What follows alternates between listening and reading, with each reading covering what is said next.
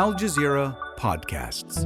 Today, airstrikes mark a new phase in the escalating confrontation between Israel and the Houthis. We're getting reports from both Israeli media and Houthi-related media that Israel is carrying out attacks at Sanaa International Airport. How is Yemen surviving as the bombs fly? I'm Natasha Del Toro, and this is The Take.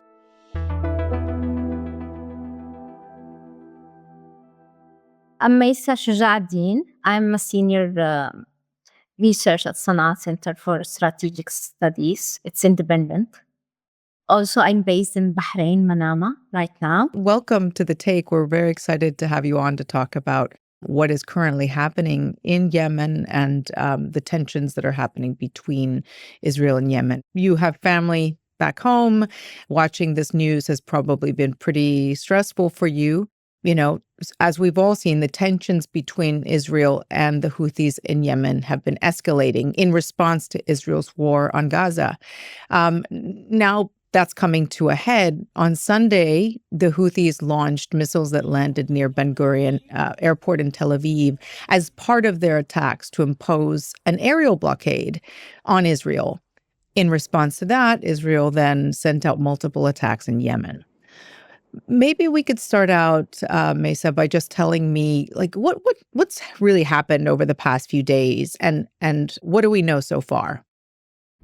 The last 6 weeks, the strikes that were launched during the Trump term were very heavy, very terrifying to the people.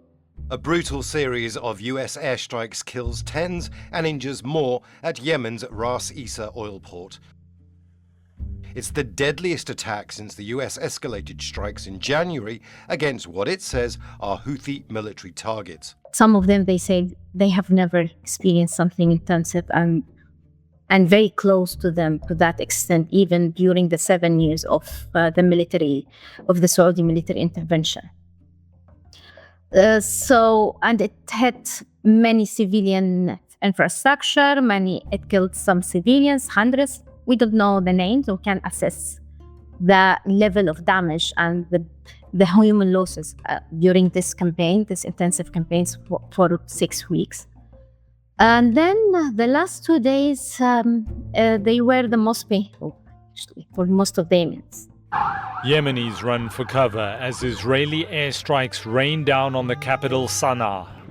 This was one of the main targets, referred to by the Israeli military as Houthi terrorist infrastructure.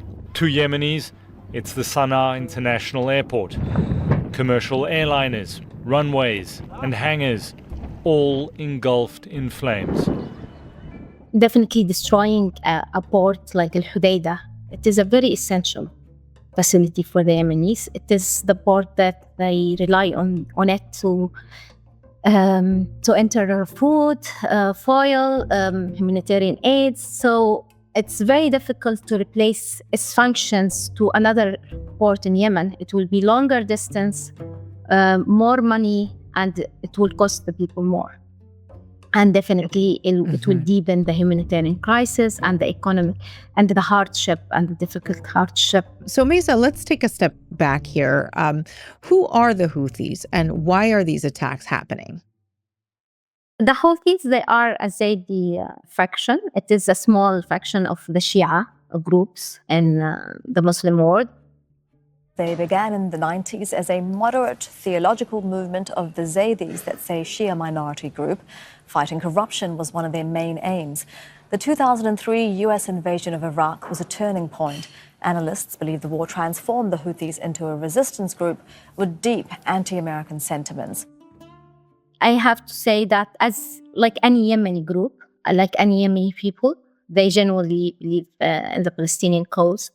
They are very sympathetic to the Palestinians and their suffering from the Israeli occupation. Also, it's part of their affiliation to Iran.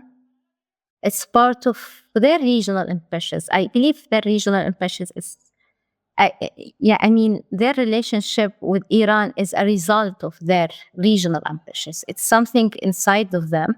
They believe they have to play a role beyond Yemen. They are bigger to be just local power.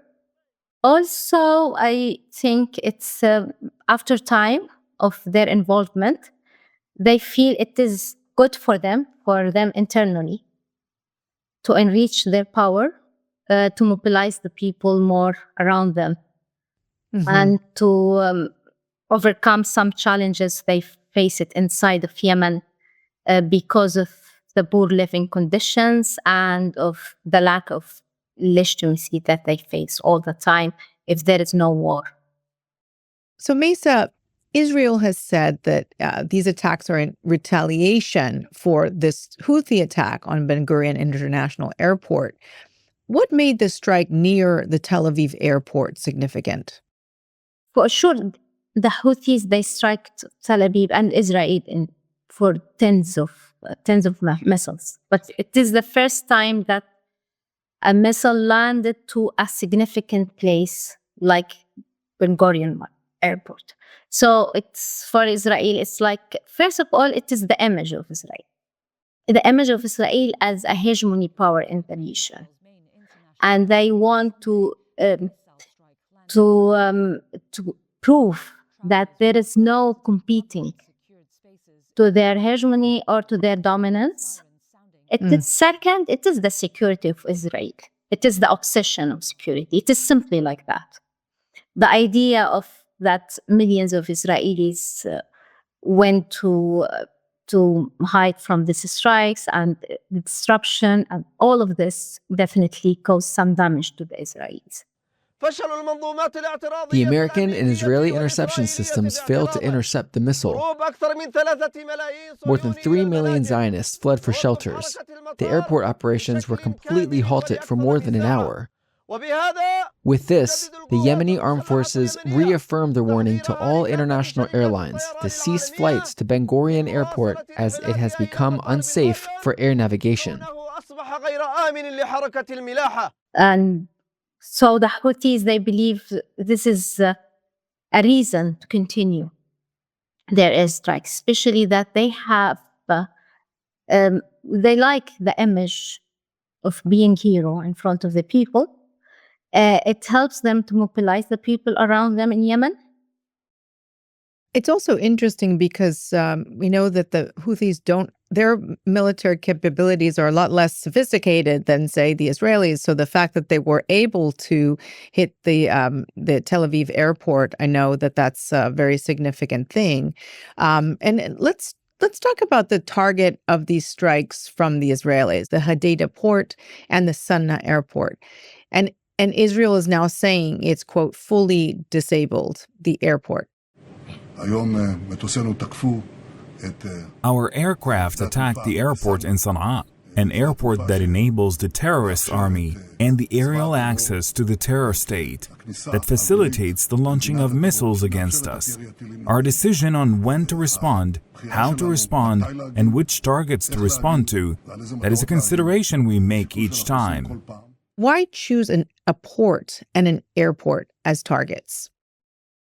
This is a thing that it's a revenge. It's a show of power, but it's nothing. We can't explain it in a military and political calculus. We can't say that because there is no military significance to the Sanaa airport. I can understand maybe Hodeidah port, for example, Hodeidah port received some Iranian ships that can carry some equipments for the Houthis that help them to manufacture the weapons. But definitely it doesn't justify destroying an important and essential for infrastructure for the Yemenis. It's millions of people, they rely on this port to get food and to get basic oil and basic needs. And we talk about a country that is a very poor country. There is a humanitarian disaster. There's the people, they are in dire need to the basic issues, that basic needs that the people, they don't think of it every day, like the people in Yemen. But there is nothing military significant. There is nothing I can't find in all of the Israeli times until now. It's just show that we can dominate, we can hit any place in the region and no one can ask them or question them. So I think this is the only Israeli purpose So it's, really affecting the Yemeni people themselves. You're saying it's not going to hurt the Houthis as much as it actually just hurts the people of Yemen. What have you heard from people in Sanaa, the capital, about these attacks? These attacks were very intensive and the people were very afraid the last few days. As I know, there was a feeling of panic happened for the people who used to be bombed, actually. So you can imagine how severe what happened the last few days. And definitely this will deepen the economic crisis that everyone will feel it in Yemen. They may face some lack in food and oil. We don't know the long consequences of this strikes until now. And we don't know the level of damage until now. But maybe we can't say that the airport cannot function anymore. But the port of Hodeidah, we don't know the damage until now. It seems it's a very heavy damage, but it can partly function. I don't know to what extent. But this means a lot for the people. And for the Yemeni people, also, it's painful to see some infrastructure that are not easy for them to build or to rebuild them. I mean, it's a very poor resources country. And I think it's very difficult for me, definitely, to see some energy stations and the whole capital becoming dark the last few days because of hitting energy stations. So you can imagine the situation is really bad. It's really difficult for the people, and it will not damage the Houthi military capabilities. They received thousands of strikes by the Saudi-led coalition earlier for 7 years. And this does not mean that after 7 years of hitting them by heavy strikes, they become more powerful. Because they start to adapt, they start to learn the tactics of their enemies. So you're saying that while this has such a devastating impact on the Yemenis, this could actually strengthen the Houthis, because then they're going to learn the techniques of their enemies, and then this gives them the ability to recruit more as a result? Definitely to recruit more, to mobilize the people around their propaganda, around their cause. Definitely now they are not only defending Gaza people, as they say, they also facing a kind of aggression against their country, their own country. So the people, they will be more sympathetic with them. With their cause. With yes. their cause.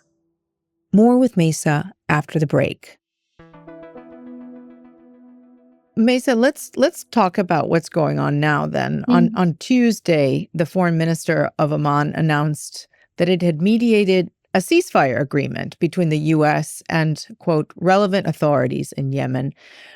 What do we know so far about this agreement? I know that there was an Omani mediation. There is no much details about this. But as I know, there was more comprehensive agreement that the Houthis stop the attacks, in return that the U.S. will stop their attacks and they will allow the Saudis to resume the negotiation with the Houthis to sign an agreement which was announced a few weeks after Gaza war. Mm-hmm. It seems that the agreement now, it's much simpler than this. And it become only stop attacking the Red Sea. And in return, just the U.S. will stop their attacks. But it addressed one issue, which is the Red Sea attacks. It didn't address the other issue, which is the attacks on Israel. So this means the situation of attacks and the airstrikes may resume at any time in Yemen. So what will it mean for the U.S. to stop hitting Yemeni soil? It's good, definitely.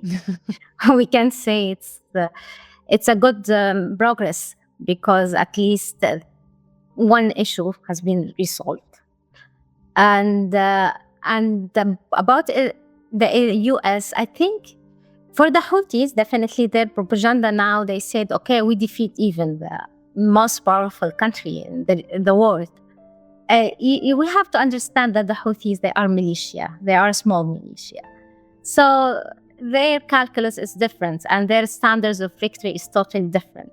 I mean, for them, something like that the U.S. stop attacking them and they just present this concession is something huge for a small group like this. And this is the problem of the states that the biggest states when they engage with some non-state actors like the Houthis.